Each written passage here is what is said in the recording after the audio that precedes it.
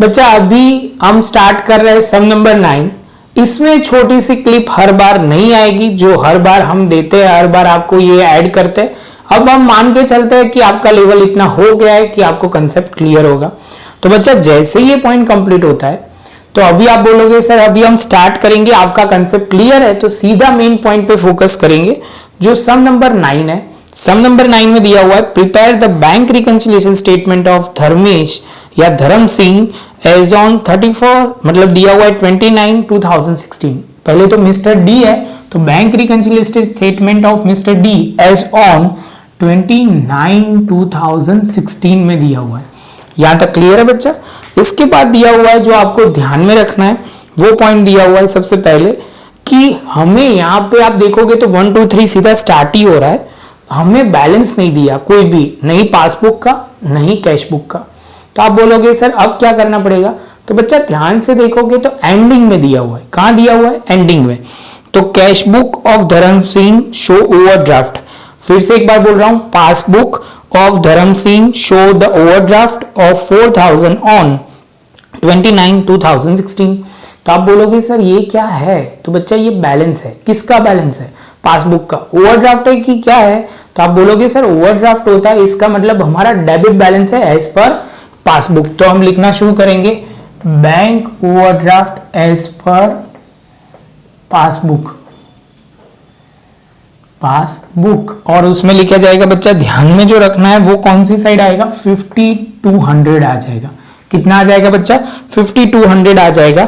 उसके बाद सेकंड दिया हुआ है cheque drawn but not presented इन। अभी बच्चा हम रियल शुरू करते हैं फर्स्ट सम पॉइंट से, तो जिसमें लिखा हुआ है cheque deposited but not collected 5200। तो अभी आप बोलोगे सर अभी तो हमें ये सम कर रहे हैं 9th नंबर का सम, तो आपको बहुत क्लियर होगा। ऐसे देखो तो 6 नंबर का सम है। तो ये जो है बच्चा ये फर्स्ट पॉइंट में लिखा हुआ है cheque deposited but not collected. Cheque deposit करा हुआ है तो आप बोलोगे सर पहले डेबिट साइड लिखा होगा, तो अब लिखना पड़ेगा क्रेडिट साइड पे, जो लिखेंगे 5200। क्या लिखेंगे? Cheque deposited but not credited. Second point लिखना शुरू करता है cheque drawn but not presented in bank 37,000। Cheque लिखे गए तो आप बोलोगे सर इसका मतलब यह हुआ पहले आपने क्रेडिट साइड पे लिखा हुआ था, अभी हमें कौन सी साइड लिखना पड़ेगा? डेबिट साइड पे। लॉजिक बहुत क्लियर है कि हम ये रिकॉर्डेड ट्रांजैक्शन है, इसको रिवर्स इफेक्ट देनी है इसलिए। तो आप बोलोगे check drawn but not presented in bank, वो होगा 37,000। बच्चा मैं थोड़ा बोल रहा हूं, थोड़ा लिख नहीं रहा, तो वो आप लिख लेना क्योंकि वो इंपॉर्टेंट है, छोटे छोटे पॉइंट जो ध्यान में रखना है। इसके बाद है third point cheque receive in. Third point है cheque receive is recorded in the cash book but not send for deposited in bank 9900। तो आप बोलोगे सर हमने चेक क्या लिखा हुआ है? चेक रिसीव हुआ है। चेक रिसीव होता है तो आप बोलोगे सर इसका मतलब क्या होता है? आप बोलोगे सर ये डेबिट साइड पे तो लिखा हुआ है, रिसीव हुआ तो बैलेंस बढ़ेगा, लेकिन हमने बैंक में भेजना ही भूल गए, तो आप बोलोगे सर ये तो रिकॉर्डेड ट्रांजैक्शन है, तो उसकी रिवर्स इफेक्ट राइट साइड पे दी जाएगी। कितनी अमाउंट के साथ? 9900। तो आप बोलोगे third point check deposited but not send for deposit in bank, not send for deposited in bank. उसके बाद बच्चा फोर्थ पॉइंट है जिसमें लिखा हुआ है cheque deposited with the bank is dishonour which is not recorded in cash book. Cheque जो deposit किया गया था वो क्या हुआ बच्चा? वो अभी डिसऑनर हो गया। तो अभी ये जो ट्रांजैक्शन है वो शांति से समझो, पहले डिपॉजिट करोगे तो आपने डेबिट साइड पे लिखा होगा, और आप बोलोगे सर अभी क्या हुआ? डिसऑनर हो गया, तो क्रेडिट साइड पे लिखोगे। अमाउंट कितनी होगी? तो आप बोलोगे सर अमाउंट बहुत सिंपल है, जो है 4th नंबर का लिखा हुआ है cheque deposited with the bank which is dishonour. तो ये डिसऑनर है, तो वो आप बोलोगे सर इसमें सिंपल अभी आपने बोला कि कौन सी साइड लिखा जाएगा? क्रेडिट साइड पे लिखा जाएगा। 4th नंबर का पॉइंट है 1650 होगा। इसके बाद फिफ्थ पॉइंट, फिफ्थ में दिया हुआ है simple interest on investment collected by bank ₹1900। तो बैंक ने कलेक्ट किया है, तो हमारे लिए ये इनकम है कि एक्सपेंस है? तो आप बोलोगे सर इसमें ये ऑलवेज कलेक्ट करते हैं हमारे लिए, तो ये इनकम होती है, इनकम होती है। तो आप बोलोगे सर इसका मतलब हमें डेबिट साइड पे लिखना पड़ेगा, जो कैश बुक ने एंट्री नहीं की गई है। तो आप बोलोगे सर इसमें लिखेंगे, पॉइंट है interest on investment collected by bank which is not recorded in cash book. जो कैश बुक में रिकॉर्ड नहीं हुआ वो है, तो वो 1900 लिखा जाएगा, उसके साथ डेबिट साइड लिखा जाएगा, क्योंकि बैलेंस बढ़ेगा, पैसे आ रहे हैं तो डेबिट साइड पे आएगा। 6 point, demat charges paid by bank 1320 as per the instruction of mister D which is not recorded in cash book. Demat charges, कोई भी चार्जेस पे करोगे बच्चा तो बैंक बैलेंस कम होगा। क्या होगा? बैंक बैलेंस कम होगा, क्योंकि पैसे जा रहे हैं तो कम होगा, तो क्रेडिट साइड पे लिखेंगे। जो रिकॉर्ड नहीं हुआ तो क्रेडिट साइड पे ही, क्योंकि unrecorded transaction in cash book है, तो हम लिखेंगे demat charges which is not recorded in cash book. बच्चा ये मेरे साथ में लिखना, उसके बाद आपको तो ये कुछ समझ में नहीं आएगा, क्योंकि थोड़ा मैंने बहुत कुछ अलग लैंग्वेज में लिख रहा हूँ। D charges which is not recorded in cash book, तो आप थोड़ा कंफ्यूज मत हो जाना। मैं बोल रहा हूँ साथ में इसलिए क्योंकि आप लिखते जाओ और करते जाओ, जिसमें हम बोलेंगे क्रेडिट साइड पे लिखेंगे कितना 1320, तो ये हो गया। उसके बाद 7 नंबर का, cash purchase recorded on the payment side of cash book in bank column 8300। अभी पहले ये समझ लो ये कहना क्या चाह रहा है। तो आप बोलोगे सर कैश परचेज है, कैश परचेज बैंक के कॉलम में नहीं लिखी जाती, कैश कॉलम में लिखी जाती है। कैश परचेज कहाँ लिखी जाती है? तो आप बोलोगे सर जनरली वो होता है, वो क्रेडिट साइड पे लिखा जाता है। उन्होंने गलती से बैंक के कॉलम में लिख दिया है। उन्होंने मतलब हमने, हम कौन है? कैश बुक है। तो आप बोलोगे सर आपने वो क्रेडिट साइड पे लिखा हुआ है बैंक के कॉलम में, तो वो गलती सुधारने के लिए डेबिट साइड पे हमें लिखना पड़ेगा। तो क्या होगा? इफेक्ट आ जाएगा। फिर से बोल रहा हूँ, परचेज करोगे तो पैसे कम होंगे। कहाँ कम होंगे? कैश परचेज है तो कैश में से कम होंगे, लेकिन गलती कहाँ लिख दी है? बैंक कॉलम में लिख दिया है। कैश की जगह बैंक कॉलम में लिख दिया। जब आप 3 कॉलम 2 कॉलम बनाते हो ना बच्चा, उसकी बात कर रहे हैं। तो आप बोलोगे सर उसको हम डेबिट कर देंगे। तो डेबिट करेंगे तो बच्चा कितना होगा? तो आप बोलोगे 8300 यहाँ लिखो, और उसमें लिखो, आप बोलोगे सर यहाँ पे होगा cash purchase recorded in bank column. Bank column में लिखा गया है तो वो आपको ध्यान में रखना है।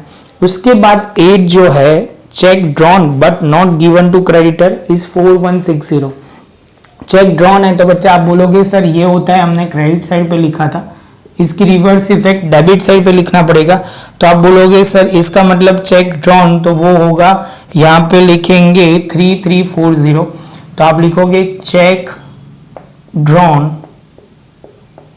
विच इज, जिसमें लिखेंगे but not given to creditors. Clear है बच्चा? उसके बाद 9, cheque drawn by D from his personal account debited by bank in the business bank account 3340। समझ लो, कहने का मतलब बहुत सिंपल है। जनरली क्या होता है कि पर्सनल अकाउंट होता है और बिजनेस अकाउंट होता है। जो पर्सन है, मिस्टर डी ने अपने पर्सनल अकाउंट में से किसी को चेक पेमेंट दिया था, लेकिन उन्होंने, बैंक वाले ने ये पेमेंट कहाँ से ले लिया? बिजनेस अकाउंट में से ले लिया। पेमेंट जब भी होगा तो बच्चा आप बोलोगे सर कौन सी साइड आता है? तो पेमेंट होगा तो क्रेडिट साइड पे आएगा, क्रेडिट साइड पे रिकॉर्ड करना पड़ेगा। तो ये क्रेडिट साइड पे हमें रिकॉर्ड करना पड़ेगा, क्योंकि बैंक ने हमारे में से बैंक बैलेंस कम कर दिया है, बिजनेस अकाउंट में से कम कर दिया है। तो आप बोलोगे sir check drawn by D from his personal account debited by bank in the business bank account. Clear है? तो आप बोलोगे सर कौन सी साइड लिखोगे? तो ये थोड़ा लाइन में थोड़ा रखना पड़ेगा। 3340 ये हिज है, वो निकाल देते हैं। वो आप समझ लेना बच्चा, जो है वो सीधा ट्रांजैक्शन लिखना है।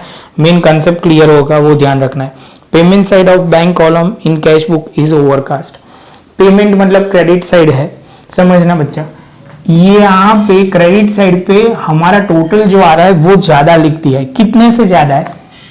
1180। ओवरकास्ट होता है तो आपको रिवर्स इफेक्ट देने हैं।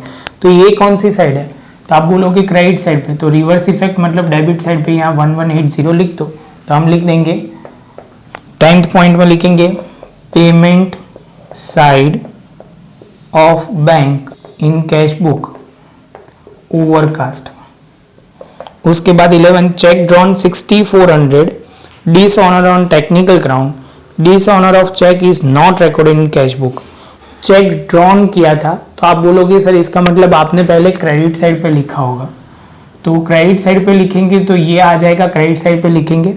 अभी वो टेक्निकल ग्राउंड की वजह से वो क्या हो गया, तो वो बाउंस हो गया, तो आप बोलोगे सर अब आप डेबिट साइड पे लिखोगे 6400। ध्यान में रखना है बच्चा, वो आपको लिखना पड़ेगा पूरा। इंटरेस्ट क्रेडिटेड बाय बैंक, कितना क्रेडिट हुआ है 1240, तो आप बोलोगे सर उन्होंने क्रेडिट किया हुआ है। इंटरेस्ट क्रेडिटेड बाय बैंक 1240, तो आप लिखेंगे डेबिट साइड पे 1240।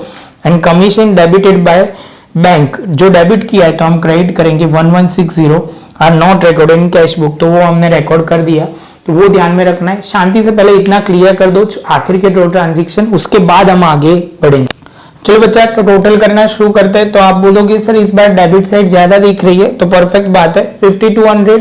सबसे पहले बच्चा हमने डेबिट साइड का टोटल किया 64,180, उसके बाद 5200, उसके बाद 9900, बाद में 1650 प्लस 1320 प्लस करेंगे 3340 1160, तो ये हो जाएगा टोटल। आप बोलोगे सर 22,570, ये साइड कम है 64,180, इसमें से माइनस करेंगे 64,180, जो सॉल्व करोगे तो 41,610 आ जाएगा।